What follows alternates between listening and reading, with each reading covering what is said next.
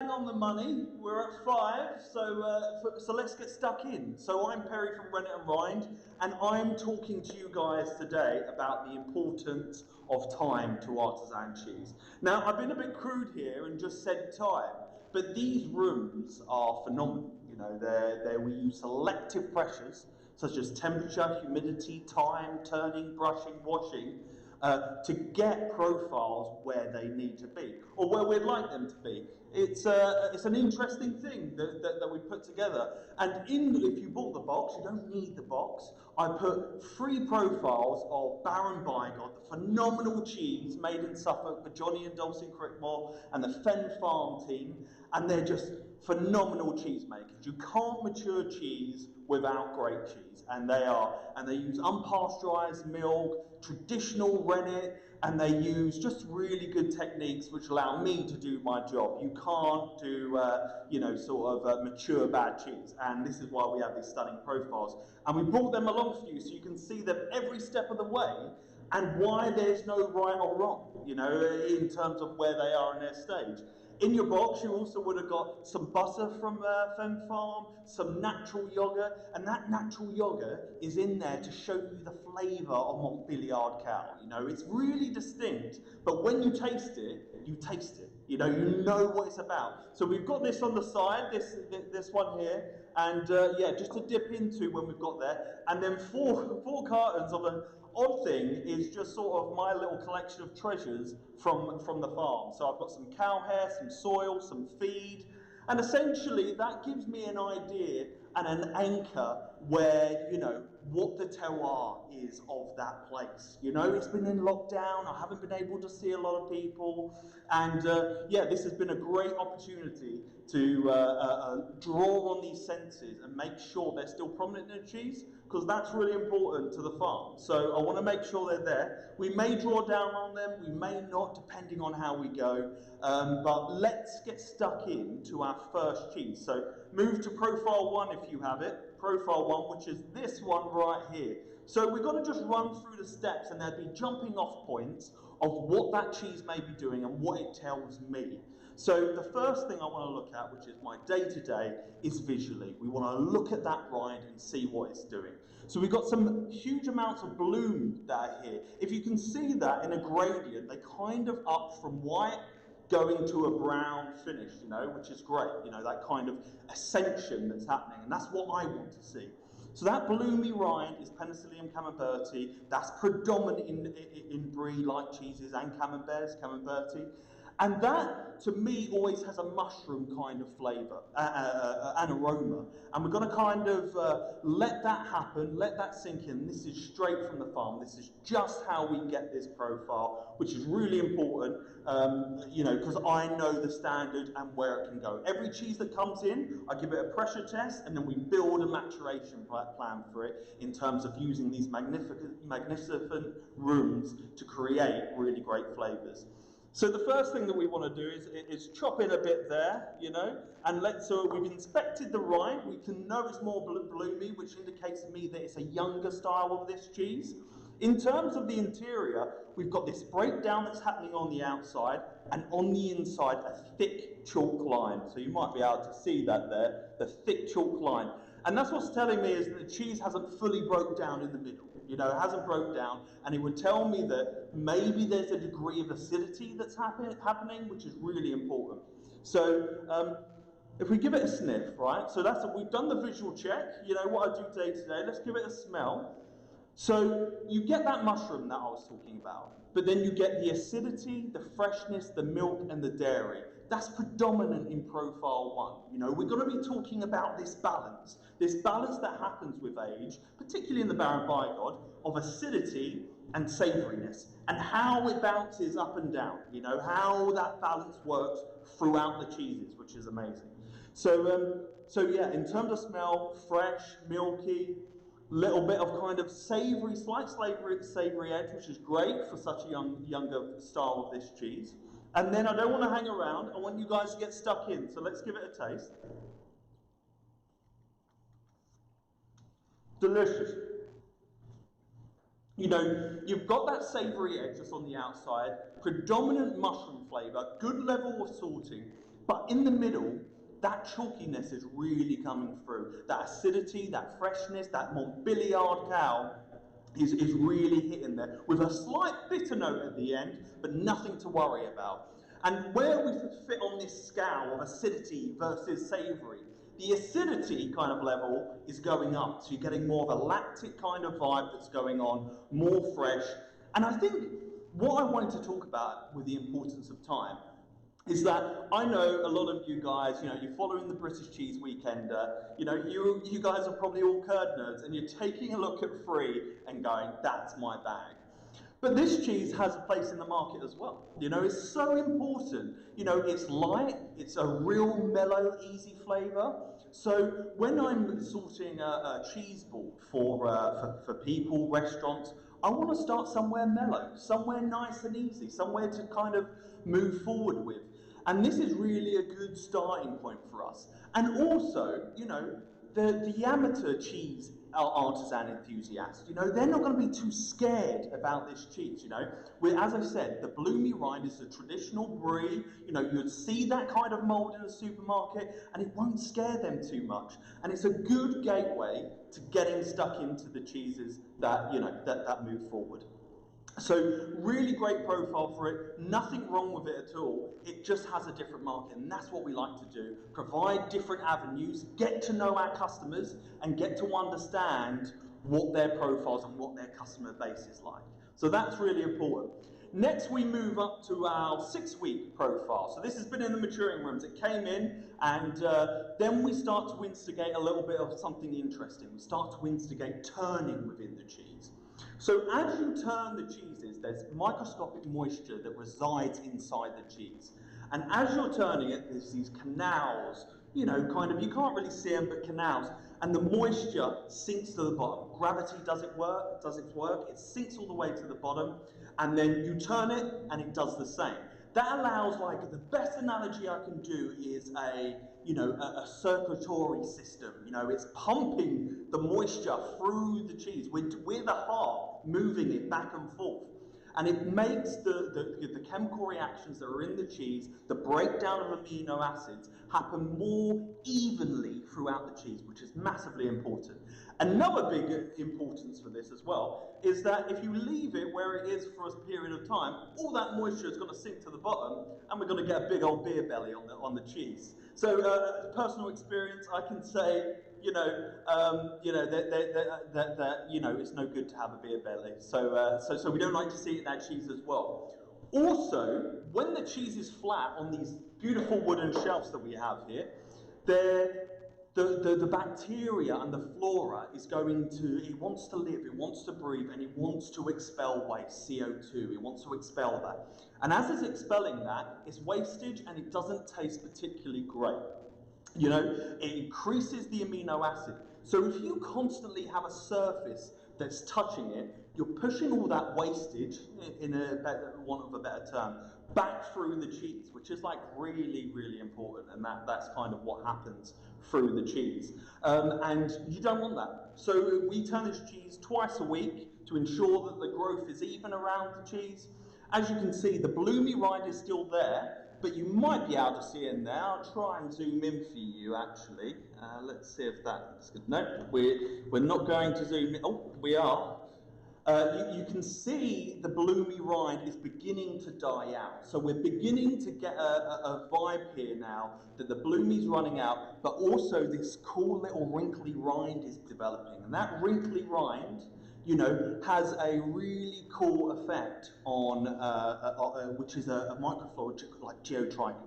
That causes this brain-like kind of wriggly worms that are on top, increases the breakdown in the cheese, sends out little tendrils down, and they break down the complex compounds which create amino acids, which makes milk taste like meat, taste like nuts, like the complicated stuff, which is a phenomenal thing to see happen and to see happening progressively through these 3 profiles. Patrick's here. What impact does wood have and why not stainless steel?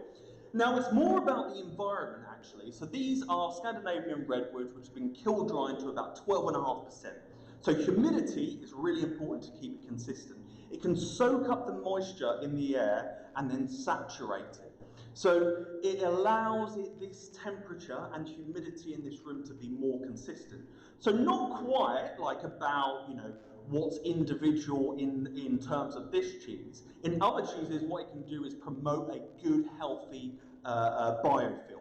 The connection between the wood and the cheese creates this more bacteria, which increases flavour and breakdown. So there's a couple of answers there, Patrick. I hope I covered them for you, you know. So yeah, visually we've inspected this cheese, we've taken a look at it, we know the breakdown is happening progressively into this extra couple of weeks profile. And what does that do to the cheese in terms of flavour and aroma? So let's give it a smell.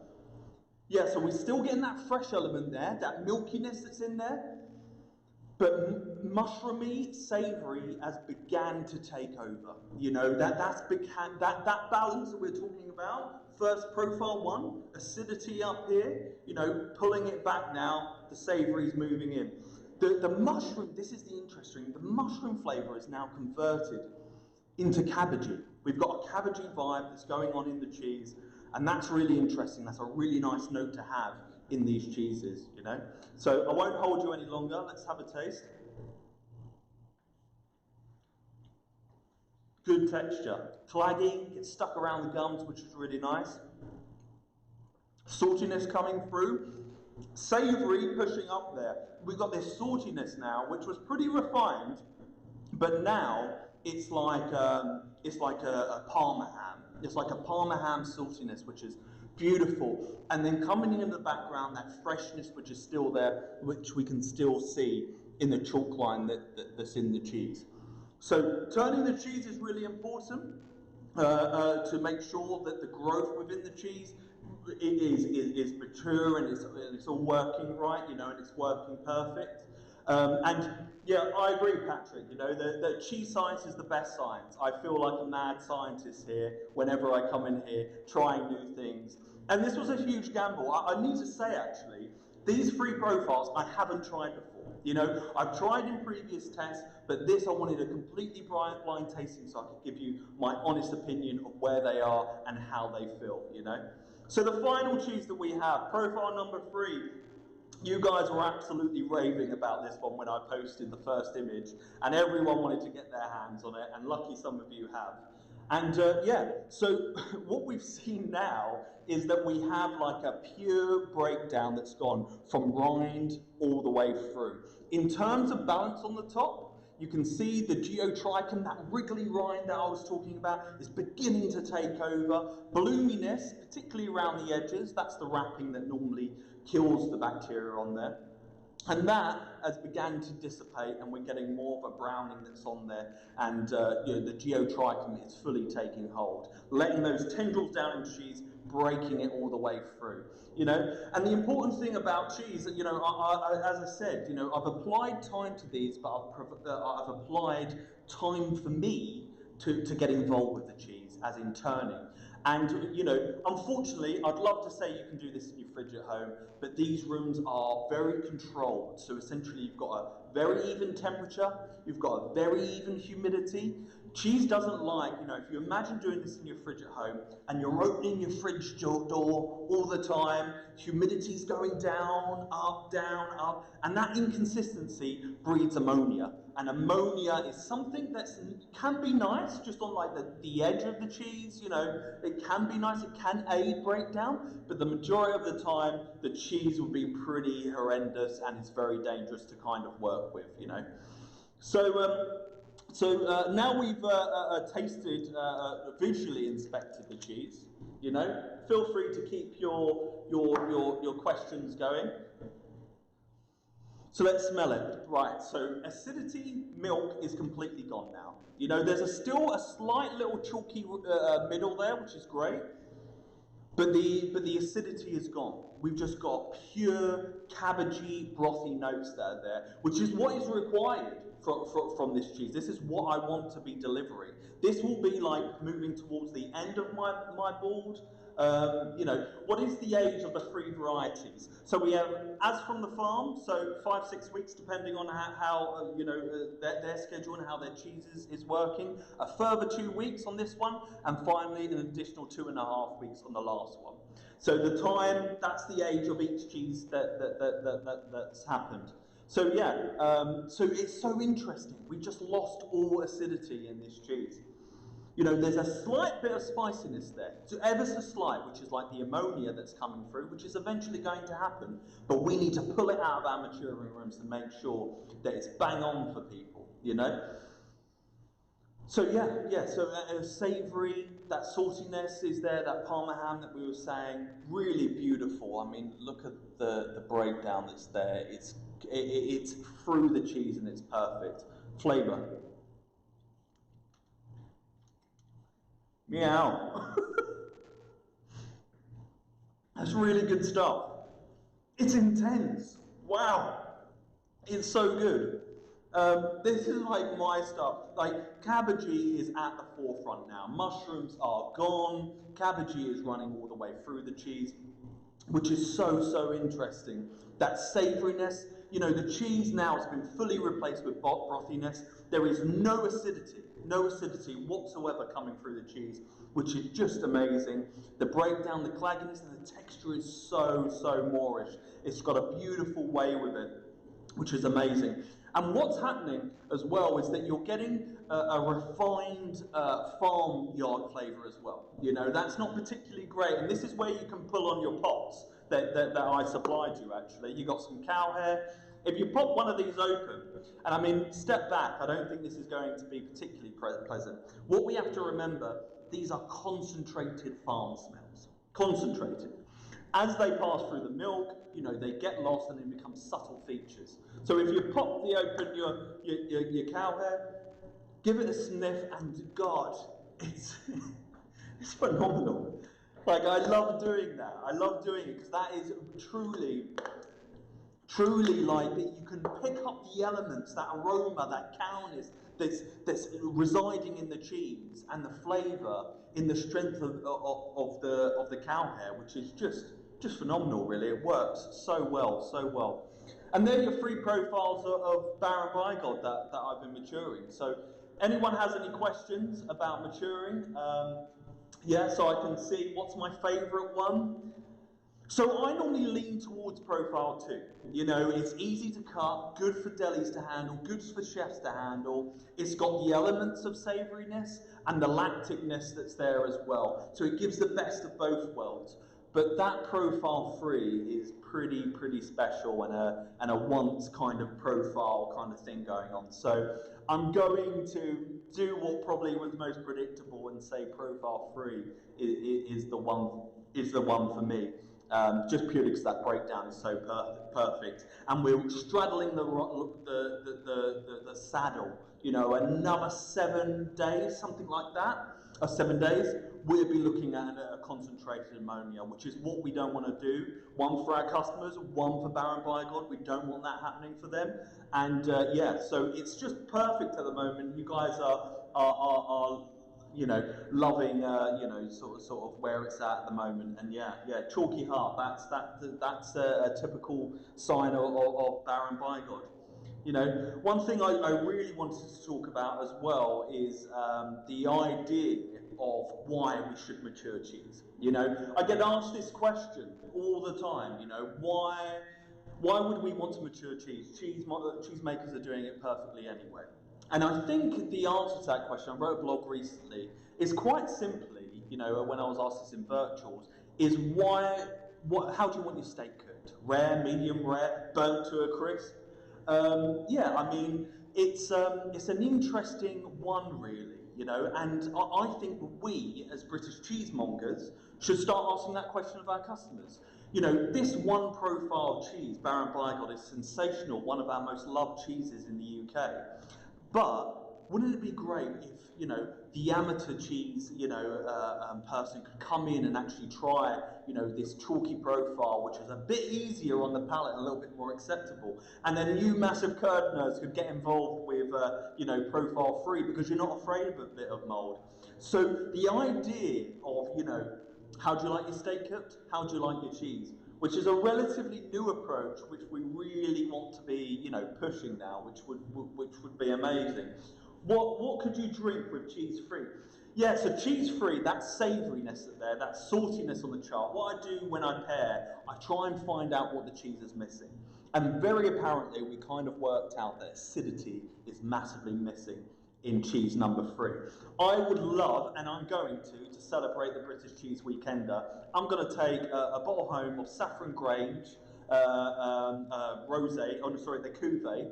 That acidity, that sharpness, that fruitiness, traditional pairing, that cutting straight through the fat, and should be a great pairing with it. So you can either bash heads with a profile, find something more savoury. You could go for a red. I don't like doing that. The pairing is really difficult to do. The acidity is really is what we require, and that will cut through the cheese and be really nice. So what is the humidity level in the maturing room? So temperature-wise, we keep it from 11 to 13 degrees. You know, it waves in between there, particularly in these unpredictable climates that we're in the UK. In terms of humidity, like so far, it's been over the last 2 weeks between 90 and 93%. So that will allow cheese,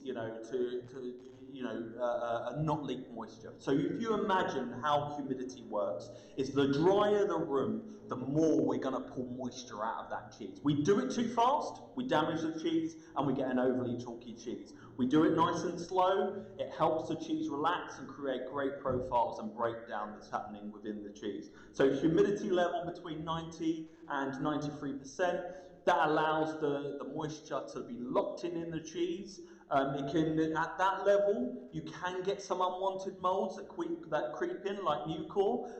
But we've got the skills to work out how to combat that and how to move those cheeses off, those molds off, those unwanted molds that are there. So it's a really good, interesting way to look at free profiles and visibly be able to see their progression. And yeah, it was quite a challenge for me to get these free profiles running. And when Tracy gave me the call, they've done. I was like, let's go for it and give it a go. So I'm really happy that I can demonstrate the application of time within these free cheeses, which is great. Patrick and Tracy, the people that set up the Academy of Cheese, if you do have time, you should give them a round of applause, because the cheese industry last year was on its knees and they came up with this awesome event. I'm very fortunate to be asked to join after the second year, and those two are remarkable people, and we should all be we're forever in their debt, cheese makers and cheesemongers. So well done, Patrick and Tracy. Are there any plans to do multiple profiles on any other cheeses? So cheese is always variable. I think that's the really important thing to understand, and that's what makes cheesemongers, like Paxton's, like Neal's Yard, like Slayton Albury, like Bridge 67, so important to buying cheeses, because it varies all the time. The up and downs, it's different. On a bottle of wine, you get a vintage 2017, it will say cherries, leather, etc. In terms of cheese, it changes week to week. The biggest change that I see is when cows go out to pasture, or ruminant animals go out to pasture.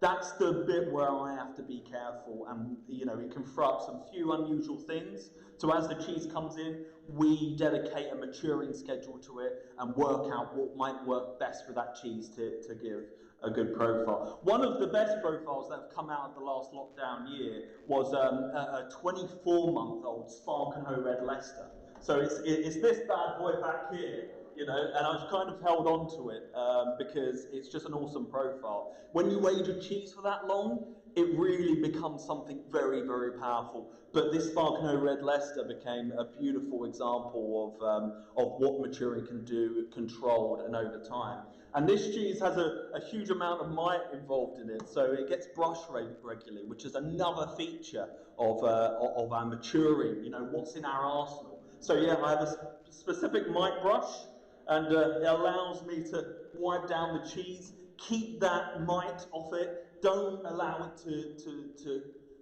destroy the cheese too much, And it was good that I did that, because a lot of people might think that it's a green screen, and yeah, which is good, you know.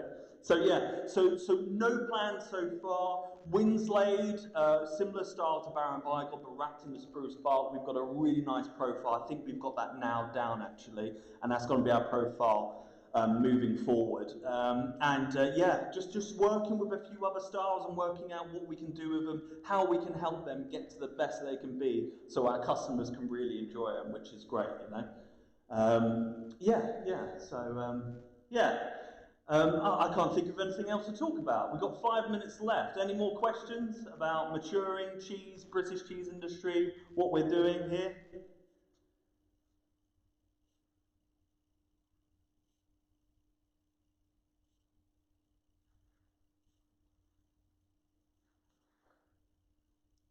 Doesn't appear so. You guys have gone quite quiet. But yeah, what I wanted to do was try some of the skyr yogurt from Fen Farm Dairy. So if you give it a taste, these at home, it's pure Montbéliard cow. Really great cow for making cheese with. And it's just got that slight farmyardness to it, which is just amazing, you know, and it creates such beautiful flavours and complex, you know. Johnny and Dulcie Crickmore, the Fen Farm team, are phenomenal cheese makers, and rightly so, you know, because their cheese and any products that come out of there are like truly phenomenal, which is great, you know. And I appreciate you guys all joining me for this this chat. I really appreciate it. Can you talk a little bit about your affineur training? Yeah, so I went over to France with a number of cheesemakers and learn, you know, how to mature cheese, the art of it. And specifically, I trained with Hervé and Laurent Mons in the Auvergne region, where we made some Saint-Nectaire, some Comté, and they kind of learnt me the basics of maturing and what it is to be an affineur to refine cheeses. And it's just so important, they're so passionate about that side of cheese. And I think we're getting there. More and more people are understanding this style of selling cheese. And I think it's a great way for us to move forward, you know. What accompaniments do you have with Baron Bigod? There's only one accompaniment which I love at the moment. Rosebud preserves, cherry and amaretto jam is my favourite. I love that stuff. It's so good. It is truly phenomenal. And even if it doesn't go, I'd slather it on there anyway. Great stuff, Perry from Edward. How do the size of Baron Bigod affect your affinage? Greatly. Yeah, greatly. The increase of volume of curd, you know, creates more challenges. So essentially, the larger the cheese, the longer you need to mature it for. And the longer that you mature cheese, the more susceptible it is to problems. So the 1 kilo we've got now down, the 3 kilo can come a little bit odd. It can come from different directions and cause them. The small ones are nice and easy. They get turned a couple of times and it works. But the 3 kilos tend to be challenging. But the 1 kilos we kind of got nailed. As you can see from these distinctive profiles, just a couple of weeks apart. Okay. Yeah, Howard, Winslade is great. It was really popular when I nailed that maturing profile. Hats off to Stacey Hedges, makes phenomenal cheese. Affineuring would be nothing without phenomenal cheese makers, which we have, which is phenomenal. So yeah, so I think that's me up. I think that's my 30 minutes. Thank you so much for joining me. I'll be re-uploading this for the people that couldn't. I know some of you were planning to go enjoy a beer in this glorious weather, and with the lockdown we've had, I cannot blame you. So I'll be sending out shortly so you can do your tasting later in the day. So yeah, if you want to find out more about us, we're www.rennetandrind.co.uk or Google search Rennet and Rind. We're a friendly bunch, so on Monday morning, because I'm going to take a break now, give us a call on Monday. And yeah, if you ever want to talk about cheese, whether the area is COVID safe, I'd love to have as many of you down here as possible you know, learning what we're doing here and engaging. We love our community. So yeah, so thank you so much for having me. I really appreciate it. I'm glad, you know, I tried to fill 30 minutes with all the maturing knowledge I have. So hopefully you guys learned something and enjoyed it. I really appreciate you stopping by, and yeah, really appreciate it, guys. And please Google British Cheese Weekender. There is so many brothers in arms in the cheese industry that are doing phenomenal shows over the next couple of days. You know, get involved, support our British cheese heritage. It's so important